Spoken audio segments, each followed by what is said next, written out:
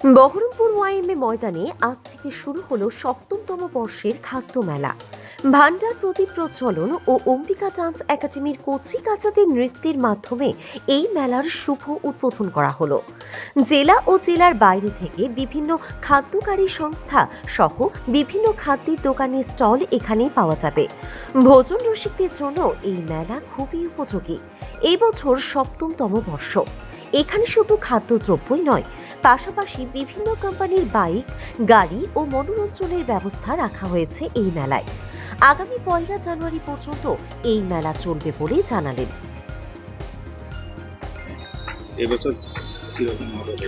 Murshidabad food festival এবছর ৭ম বর্ষে পদার্পণ করলো।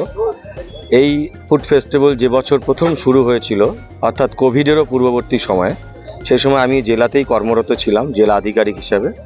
আবার ঠিক ৭ বছর পরে এবারে এখানে প্রকল্প অধিকর্তা জেলা গ্রামোন্নয়ন দপ্তরে এসে কাজে যোগদানের পর এবারে প্রধান অতিথি হিসাবে এই ফুড ফেস্টিভ্যালের উদ্বোধনী অনুষ্ঠানে যোগদান করতে পেরে আমি ভীষণ আনন্দিত। এবং আমি বিশেষ করে খুবই আগ্রহ প্রকাশ করেছিলাম যে এই ফুড ফেস্টিভ্যাল এই মুহূর্তে কতটা বড় তার আকার ধারণ করেছে।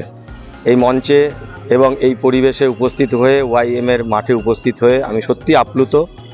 যেখানে ব্যক্তি বা তার পরিবার, তার গোষ্ঠী সবাই মিলে একসাথে যেভাবে এই ফুড ফেস্টিভ্যালকে সফল করে তুলবার জন্য চেষ্টা করছে, এটা সত্যি গর্বের। বহরমপুরবাসী তথা মুর্শিদাবাদবাসীর জন্য এটা খুবই আনন্দের খবর। এখানে যেটা উপলব্ধি করলাম, এখানে আমাদের বিভিন্ন খাদ্য প্রক্রিয়াকরণ কাজের সাথে যুক্ত থাকা বিভিন্ন ব্যবসায়ী, এন্টারপ্রেনিয়র সকলে উপস্থিত হয়েছে। বিভিন্ন কোম্পানির যারা সেলস ম্যানেজাররা উপস্থিত হয়েছেন, অটোমোবাইলসের কোম্পানি থেকে এসেছেন, ফুড তো রয়েছেই। এর সাথে আমাদের এই জেলা গ্রামোন্নয়ন দপ্তর থেকে বেশ কয়েকটি গোষ্ঠী যারা খাদ্য প্রক্রিয়াকরণ বা ফুড প্রসেসিংয়ের সাথে যুক্ত, এমন বেশ সুনামি কয়েকজন গোষ্ঠীকে আমরা এখানে স্টল দিয়েছি, যাতে তারাও এই কদিন ১ তারিখ অবধি ১ জানুয়ারি পর্যন্ত বেচাকেনা করতে পারে এবং আমাদের মুর্শিদাবাদ জেলার বিশেষ বিশেষ ধরনের উৎপাদিত দ্রব্য, বিশেষ করে মধু, আচার, তারপর অন্য খাদ্য, সমস্ত যেগুলো প্যাকেটজাত খাদ্য তারা কিনতে পারে। কত আশা করছেন গত বছরের তুলনায়? আচ্ছা, গত বছর বলা ভুল, ৭টা বছর প্রায় অতিক্রান্ত হতে চলেছে।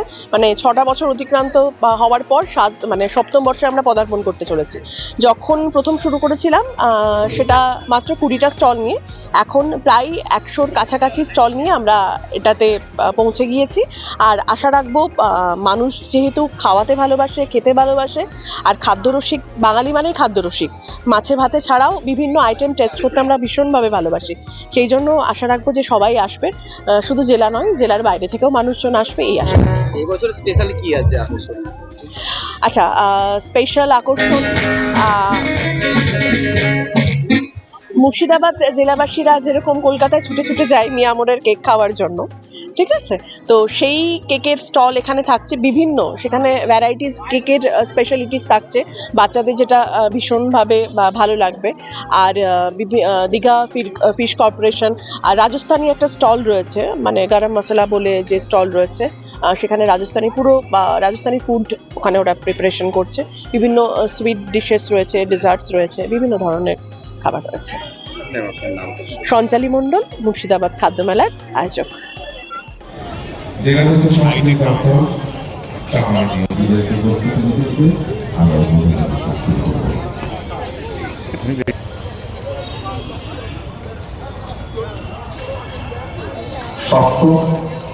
মুর্শিদাবাদ ফেস্টিভ্যালে এই মুহূর্তে আমাদের আমরা ইতিমধ্যে আমাদের আজকের উদ্বোধন তথা আমাদের আজকে